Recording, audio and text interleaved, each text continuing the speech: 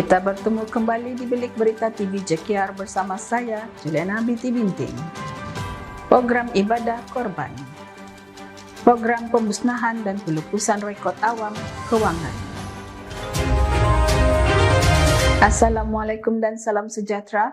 Jabatan Kerja Raya Semporna telah berjaya menganjurkan program ibadah korban yang disertai oleh kaki tangan JKR Semporna bersama ahli keluarga masing-masing 29 Mei lepas. Sebanyak 2 ekor lembu telah dikorbankan sebagai sebahagian daripada pelaksanaan ibadah korban sempena sambutan Hari Raya Aidiladha tahun ini. Sebelum ini, JKR Pitas turut mengadakan program yang sama dengan kerjasama semua jawatan kuasa yang terlibat bermula daripada proses penyembelihan, melapa, menimbang, membungkus hingga kepada pengagihan daging korban. Penganjuran program seperti ini bukan sahaja memenuhi tuntutan ibadah korban, malah memperkukuh semangat gotong royong, kebersamaan dan nilai keprihatinan dalam kalangan warga JKR.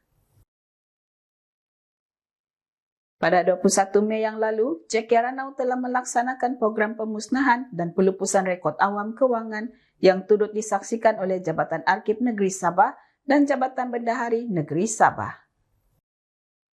Objektif program itu adalah untuk mengurus rekod lama yang telah mencapai tahap yang ditetapkan secara teratur dan membantu melaksanakan pemusnahan rekod yang mematuhi tata cara pengurusan rekod yang betul.